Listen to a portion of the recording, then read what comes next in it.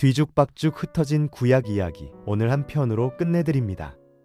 어렸을 때부터 교회에서 들었던 수많은 이야기들, 노아의 방주, 모세의 홍해, 다윗과 골리앗, 바벨탑, 에스더 왕비. 그런데 이 모든 이야기가 도대체 어떤 순서로 일어난 건지, 왜 일어난 건지 제대로 아는 사람이 많지 않습니다. 구약의 전체 흐름, 이 영상 하나로 완전히 파악할 수 있게 해드릴게요.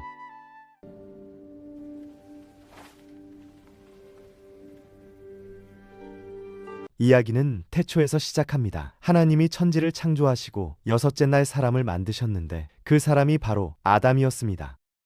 하나님은 아담의 갈비뼈 하나를 빼서 여자를 만드셨는데 그 여자가 하와였어요. 하와는 아담의 아내이자 인류 최초의 여자였죠.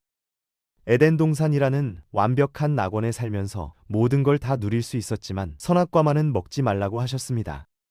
그런데 뱀이 하와를 유혹하여 하와가 그 열매를 따먹었고 아담도 함께 먹었습니다. 그 순간 인류 최초의 죄가 시작된 겁니다. 하나님은 그들을 에덴 동산에서 쫓아냈지만 그래도 사랑하는 마음으로 가죽 옷을 지어 입혀주셨습니다. 동산 밖으로 나온 아담과 하와는 두 아들을 낳았는데 첫째가 가인이고 둘째가 아벨이었습니다.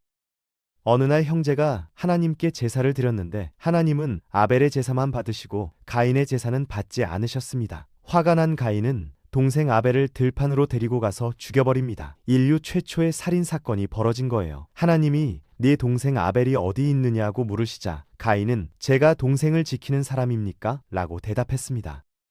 결국 가인은 저주를 받고 떠돌이 신세가 되었고 하나님은 가인이 아니라 아담과 하와의 셋째 아들 셋을 통해 역사를 이어가십니다. 셋의 후손들이 계속 번성했는데 그 후손 중에 우리가 잘 아는 노아가 나타납니다. 노아 시대에는 세상이 완전히 망가져 있었습니다. 사람들이 하나님을 잊어버리고 온갖 악한 짓만 저질렀기 때문에 하나님은 홍수로 세상을 완전히 쓸어버리기로 결정하셨어요. 하지만 딱 한 사람, 노아만은 하나님 앞에서 의롭게 살았습니다. 하나님이 노아에게 명령하셨습니다. 방주를 만들어라. 여기서 방주는 큰 배를 뜻해요. 노아는 긴 시간 동안 방주를 지었고 하나님이 말씀하신 대로 각 동물들을 한 쌍씩 방주에 태웠습니다. 그리고 홍수가 왔습니다. 40일 밤낮으로 비가 쏟아졌고 온 세상이 물에 잠겼습니다. 방주 안에 있던 노아의 가족 8명만 살아남았습니다. 홍수가 끝나고 노아가 방주에서 나왔을 때 하나님은 무지개를 보여주시며 다시는 홍수로 세상을 멸하지 않겠다고 약속하셨어요. 노아에게는 세 아들이 있었습니다. 셈, 함, 야벳이었습니다. 이 세 아들 중에서 셈을 통해 하나님의 역사가 이어집니다. 셈의 후손들이 번성했는데 그들이 한 가지 큰 실수를 저질렀습니다. 바로 바벨탑을 쌓은 거예요. 그들은 하늘까지 닿는 거대한 탑을 세워 하나님처럼 되려고 했습니다.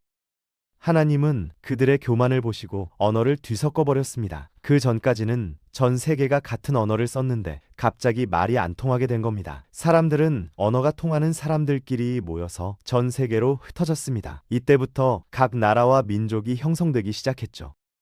시간이 많이 흘렀습니다. 셈의 후손 중에 데라라는 사람이 있었는데 그는 우상을 만들어 파는 장사꾼이었습니다. 데라에게는 아들이 있었는데 그 아들의 이름이 아브라함이었습니다. 어느 날 하나님이 아브라함을 부르셨습니다. 네 고향을 떠나 내가 보여줄 땅으로 가라. 내가 너를 통해 큰 민족을 이루겠다. 아브라함은 하나님 말씀을 믿고 고향을 떠나 가나안 땅으로 갔습니다. 그런데 문제가 하나 있었습니다. 아브라함에게 아들이 없었던 겁니다. 하나님은 네 자손이 하늘의 별처럼 많아질 것이다 라고 약속하셨는데 정작 아들이 없으니 믿기가 어려웠죠. 아브라함의 아내 사라는 자기가 늙어서 아이를 낳을 수 없다고 생각했습니다. 그래서 자기 몸종 하갈을 통해 아들을 낳게 했는데 그 아들이 이스마엘이에요. 하지만 하나님은 본처 사라를 통해 아들을 주시겠다고 다시 약속하셨습니다. 사라는 속으로 웃었습니다. 내 나이가 90살인데 무슨 아이를 낳나? 하지만 하나님은 약속을 지키셨습니다. 아브라함이 100살, 사라가 90살이 되었을 때 아들이 태어났습니다. 그 아들의 이름이 바로 이삭이에요. 이삭이라는 이름은 웃음이라는 뜻입니다. 너무 기뻐서 웃었던 그 순간을 기억하기 위해 지은 이름이었죠. 그런데 어느 날 하나님이 아브라함에게 충격적인 명령을 내리셨습니다. 네 아들 이삭을 번제로 드려라. 100살에 간신히 얻은 아들을 죽이라는 겁니다. 아브라함은 3일 동안 걸어서 모리아 산에 올라갔습니다. 이삭을 제단 위에 묻고 칼을 들어 올렸는데 바로 그 순간 하늘에서 천사의 음성이 들렸습니다. 아브라함아, 그 아이에게 손대지 마라. 네가 하나님을 경외하는 줄 내가 이제 알았다. 하나님은 아브라함의 믿음을 시험하신 거였습니다. 이삭 대신 숲속에 뿌리 걸린 순양을 제물로 드렸고, 하나님은 아브라함을 통해 온 세상이 복을 받을 것이라고 약속하셨습니다. 그 후 이삭이 장성하여 결혼을 했는데 그의 아내 리브가가 쌍둥이를 낳았습니다. 첫째가 에제서, 둘째가 야곱이었습니다. 형 에서는 사냥을 잘하는 거친 사람이었고, 동생 야곱은 집에서 조용히 지내는 사람이었죠. 하나님은 동생 야곱을 택하셨습니다. 야곱은 형의 장자권을 빼앗고 아버지의 축복까지 가로챘거든요. 어느 날 사냥에서 돌아온 에서가 너무 배가 고파서 야곱이 끓이고 있던 팥죽을 보고 달라고 했어요. 야곱은 장자권을 나한테 주면 줄게 라고 했고, 에서는 배고픔을 참지 못하고 장자권을 팥죽 한 그릇에 팔아버렸습니다. 그 후 야곱은 어머니 리브가의 도움으로 눈이 어두운 아버지 이삭을 속여서 형 에서가 받아야 할 축복까지 가로챘습니다. 이삭은 죽기 전에 장남 에서를 축복하려고 했는데 리브가가 야곱에게 에서의 옷을 입히고 털이 많은 에서처럼 보이게 하려고 야곱의 팔에 염소 가죽을 감았어요. 눈이 어두워진 이삭은 만져보고 목소리는 야곱 같은데 손은 에서구나 하며 속아서 야곱에게 장자의 축복을 해주고 말았습니다. 이에 에서가 야곱을 죽이려고 했기 때문에 야곱은 외삼촌 라반의 집으로 도망쳤습니다. 그곳에서 라헬을 만나 사랑에 빠졌고 라헬과 결혼하기 위해 7년 동안 일했습니다. 그런데 라반이 야곱을 속여서 언니 레아와 먼저 결혼시켰습니다. 결국 야곱은 라헬과 결혼하기 위해 또 7년을 일해야 했죠. 야곱은 두 아내와 두 첩을 통해 12명의 아들을 낳았습니다. 이 12명의 아들이 훗날 이스라엘 12지파가 됩니다. 야곱은 나중에 하나님과 씨름하다가 이름이 바뀌었어요. 어느 날 밤 야곱에게 한 사람이 나타나 새벽까지 씨름을 했는데 그 사람이 바로 하나님이었어요. 하나님이 놓아주어라고 하자 야곱은 축복해 주시기 전에는 못 놓아드립니다 라고 했습니다. 그러자 하나님이 네 이름이 무엇이냐 하고 물으시고 야곱입니다 라고 대답하자 이제부터 네 이름은 이스라엘이다. 네가 하나님과 겨루어 이겼기 때문이다 라고 말씀하셨습니다. 이스라엘은 하나님과 겨루다는 뜻이에요. 야곱에서 이스라엘로 바뀐 겁니다. 그래서 야곱의 후손들을 이스라엘 백성이라고 부르게 된 거랍니다. 야곱의 12아들 중에서 가장 사랑받은 아들은 11번째 아들 요셉이었습니다. 야곱이 요셉만 특별히 예뻐했기 때문에 형들은 요셉을 질투했습니다. 어느 날 형들은 질투에 눈이 멀어 요셉을 노예 상인에게 팔아버렸죠.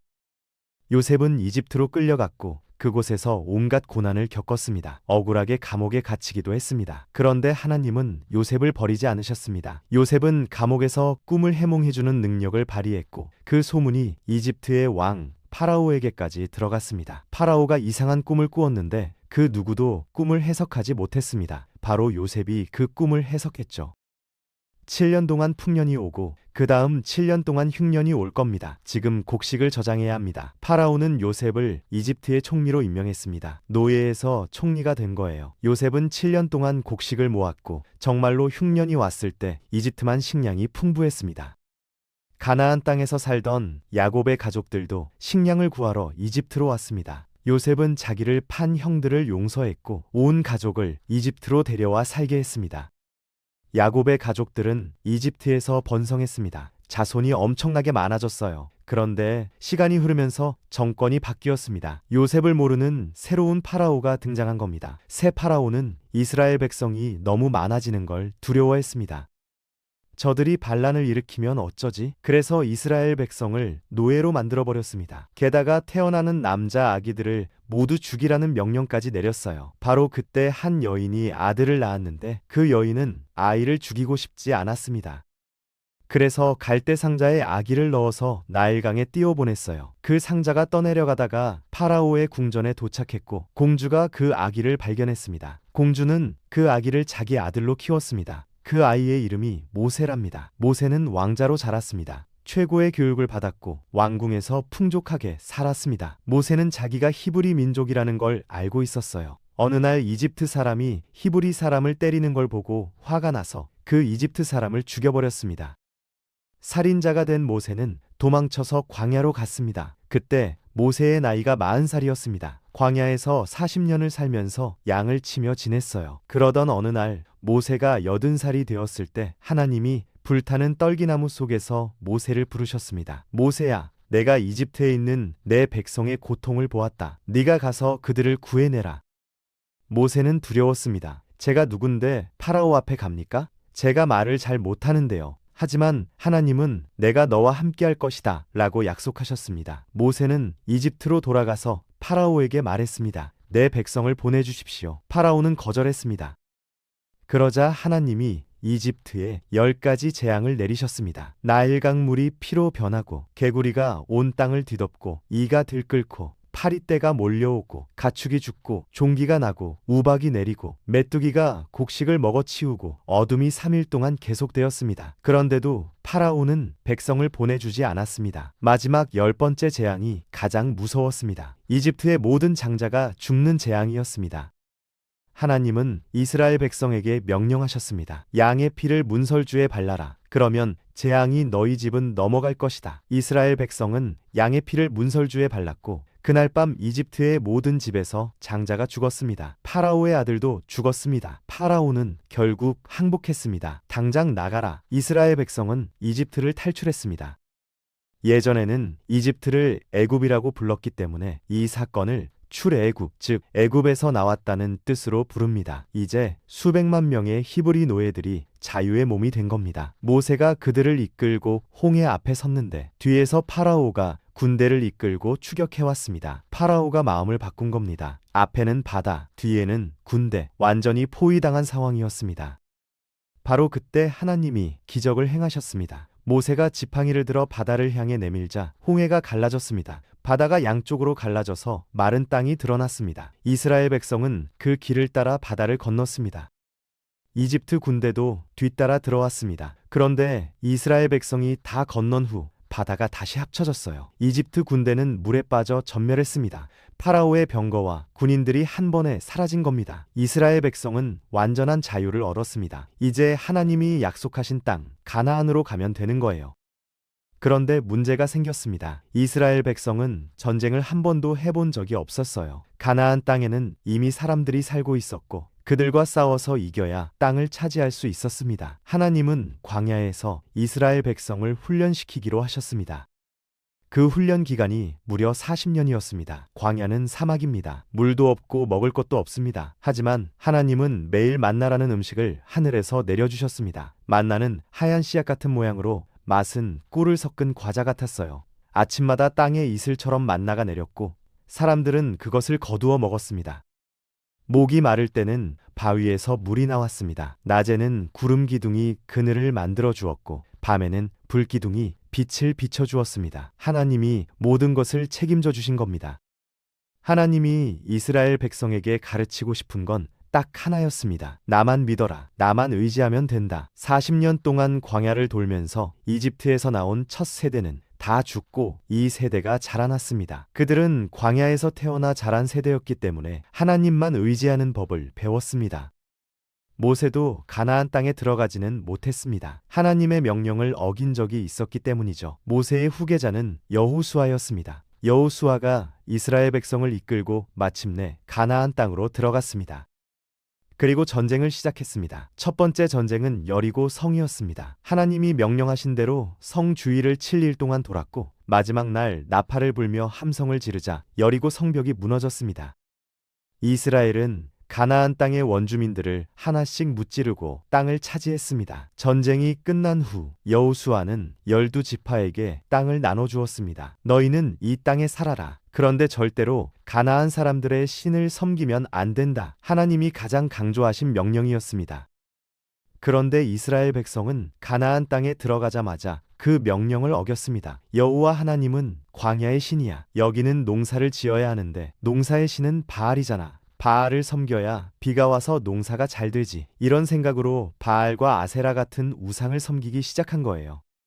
하나님이 화가 나셨습니다. 주변 이방 민족을 시켜서 이스라엘을 공격하게 하셨습니다. 이스라엘 백성이 압제를 받으면서 고통스러워하자 회개하며 기도했습니다. 하나님, 잘못했습니다. 살려주세요. 그러면 하나님이 사사를 보내서 그들을 구해주셨습니다.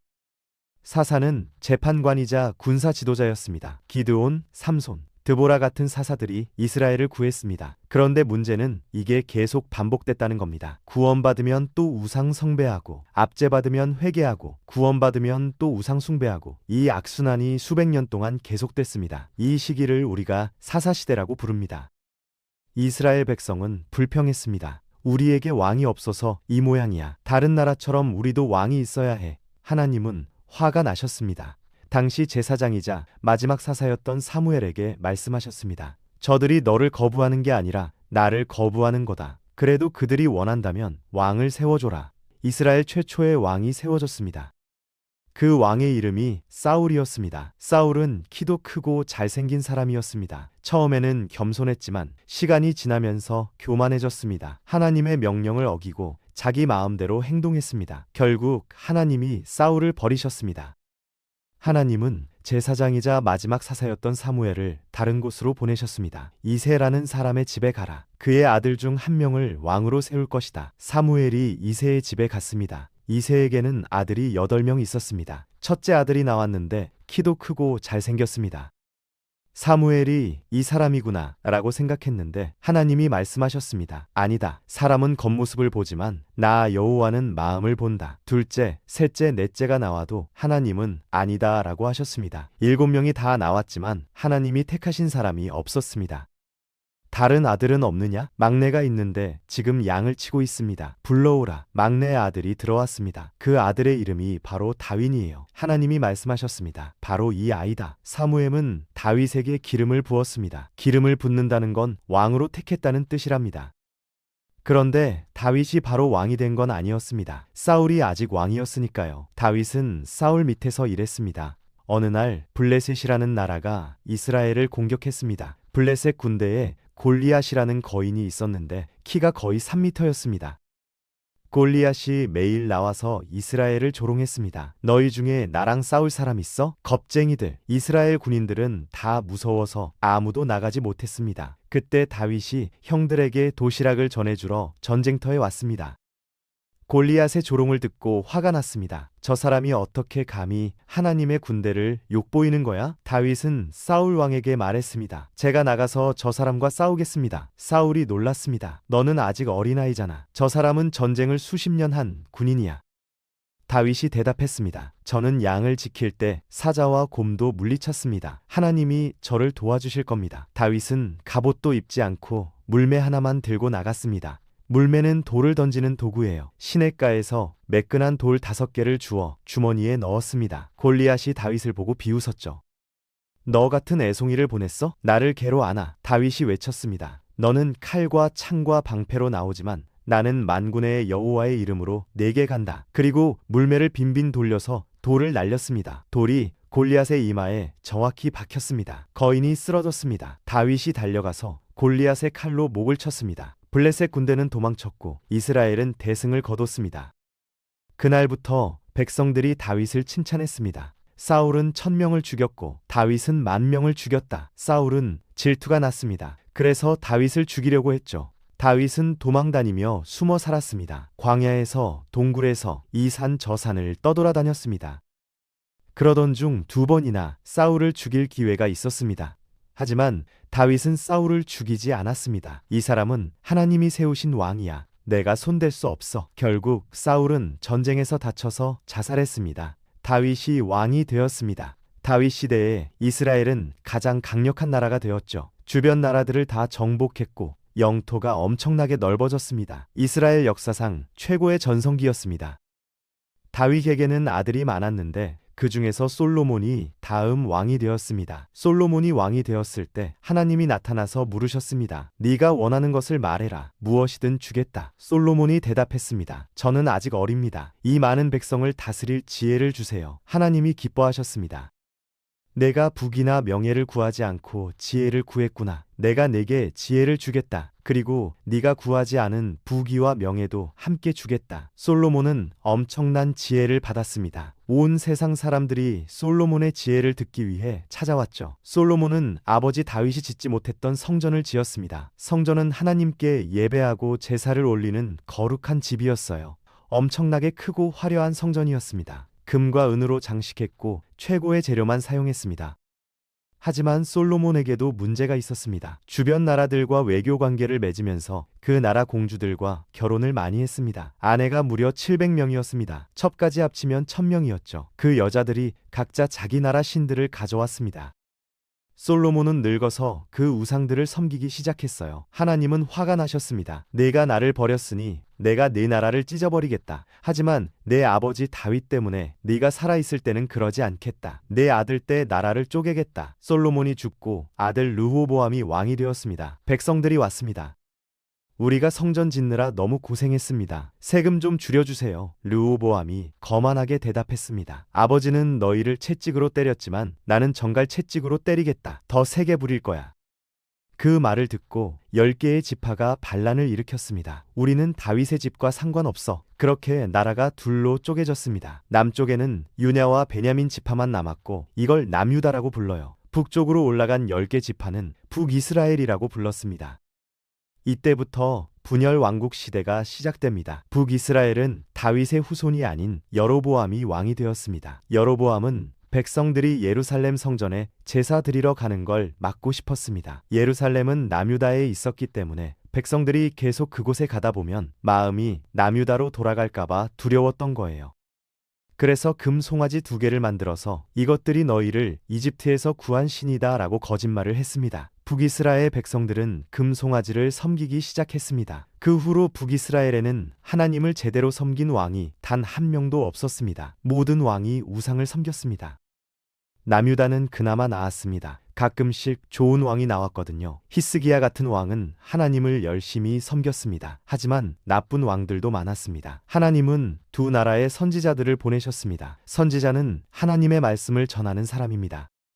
북이스라엘에는 아모스와 호세아 같은 선지자를 보내셨습니다. 너희가 계속 이렇게 살면 망한다. 회개하라. 하지만 북이스라엘은 듣지 않았습니다. 결국 아시리아라는 강력한 제국이 쳐들어와서 북이스라엘을 완전히 멸망시켰습니다. 백성들을 여기저기 흩어버렸고 다른 민족과 섞이게 만들었습니다. 그렇게 북이스라엘 10개 지파는 역사에서 거의 사라졌습니다.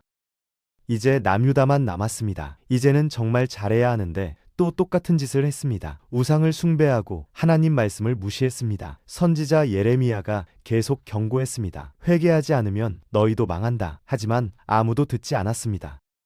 그 사이 아시리아라는 강대국을 무너뜨린 새로운 제국이 등장했습니다. 바벨론이었습니다. 바벨론의 왕 느부갓네살이 예루살렘을 공격했습니다. 성전을 불태우고 성벽을 무너뜨렸습니다. 백성들을 포로로 잡아서 바벨론으로 끌고 갔습니다. 이것을 바벨론 포로라고 부릅니다. 남유다도 결국 망한 겁니다. 이스라엘 역사에서 가장 슬픈 순간이었습니다. 바벨론에 끌려간 사람들 중에 다니엘이라는 청년이 있었습니다. 다니엘은 왕족 출신으로 똑똑하고 잘생긴 청년이었습니다. 바벨론 왕이 최고로 똑똑한 청년들을 뽑아서 자기 나라 관리로 훈련시켰습니다. 다니엘도 그중 한 명이었습니다. 바벨론 왕궁에서 주는 음식을 먹으라고 했는데 그 음식은 우상에게 바쳐진 음식이었습니다. 다니엘은 마음속으로 결심했습니다. 나는 하나님 앞에서 깨끗하게 살겠어. 저 음식을 먹지 않겠어. 다니엘은 채소와 물만 먹었습니다. 그런데 신기한 일이 벌어졌습니다. 왕이 주는 음식을 먹은 사람들보다 다니엘이 훨씬 더 건강하고 얼굴도 더 빛났던 거예요. 다니엘은 하나님이 주신 지혜로 왕의 꿈도 해석해주고 큰 관리가 되었습니다. 하나님은 예레미야 선지자를 통해 약속하셨습니다. 70년이 지나면 너희를 다시 예루살렘으로 돌아가게 하겠다. 정말로 70년이 지났을 때 바벨론 제국이 무너졌습니다. 페르시아라는 새로운 제국이 바벨론을 무너뜨린 거예요. 페르시아 왕 고레스는 착한 왕이었습니다. 유대인들아, 너희 고향으로 돌아가라. 성전을 다시 지어라. 유대인들이 예루살렘으로 돌아왔습니다. 스룹바벨이라는 지도자가 제일 먼저 백성을 이끌고 돌아가서 성전을 다시 지었습니다. 그 다음에 에스라라는 제사장이 돌아와서 하나님 말씀을 가르쳤습니다. 마지막으로 느헤미야가 돌아와 무너진 성벽을 다시 쌓았습니다. 이렇게 해서 예루살렘이 다시 회복되었습니다. 이 시기를 귀환시대라고 부른답니다. 하지만 안타깝게도 백성들은 또 똑같은 실수를 했습니다. 하나님께 형식적으로 제사만 드리고 마음은 멀어졌던 거죠. 선지자 말라기가 하나님의 마음을 전했습니다. 내가 너희를 사랑했다. 백성들이 대꾸했습니다. 어떻게 사랑하셨다는 겁니까? 하나님이 말씀하셨습니다. 너희가 11조도 제대로 안 바치고 불성실한 제사를 드리면서 어떻게 나를 사랑한다고 말하느냐. 백성들은 여전히 잘못을 인정하지 않았습니다. 하나님은 말씀을 멈추셨습니다. 그 후로 400년 동안 하나님의 음성이 들리지 않았습니다. 이 시기를 중간기라고 부릅니다. 그 400년 사이에 세상은 많이 바뀌었습니다. 페르시아 제국이 알렉산더라는 젊은 왕이 이끄는 헬라 제국에게 무너졌습니다. 알렉산더는 전 세계를 정복했지만 30대 초반에 죽었습니다. 그의 제국은 4개로 쪼개졌고 결국 2개만 남았습니다. 그 두 나라도 새로운 제국에게 무너졌습니다. 그 제국이 바로 로마랍니다. 로마는 유럽에서 시작해서 전 세계를 정복한 최초의 제국이었어요. 그 로마 제국 시대에 하나님은 400년 동안 준비하신 구원자를 보내셨습니다. 그분이 바로 예수님이에요. 아담의 후손 셋, 노아, 셈, 아브라함, 이삭, 야곱, 유다, 다윗으로 이어진 그 혈통을 통해 마침내 온 인류의 구원자가 오신 거죠. 여기까지가 구약 이야기입니다. 창조부터 바벨론 포로, 귀환까지 수천 년의 역사가 한 줄기로 이어져 왔습니다. 아담의 범죄로 시작된 인류의 비극이 홍수로 심판받고 아브라함을 통해 새로운 민족이 세워지고 출애굽으로 자유를 얻고 왕국을 세웠다가 분열되고 멸망하고 다시 회복되는 이 모든 과정 속에서 하나님은 단 한 번도 인류를 포기하지 않으셨습니다. 이제 뒤죽박죽 흩어져 있던 구약의 전체 흐름이 보이시나요? 그리고 구약의 마지막 400년의 침묵 끝에 로마 제국 시대에 드디어 그분이 오십니다. 신약은 바로 이 로마 제국 시대의 이야기입니다. 아담부터 다윗까지 이어진 그 혈통을 통해 온 인류를 구원할 메시아가 이 땅에 오시는데 그 이야기는 다음 영상 신약편에서 이어가겠습니다. 구독과 좋아요는 사랑입니다.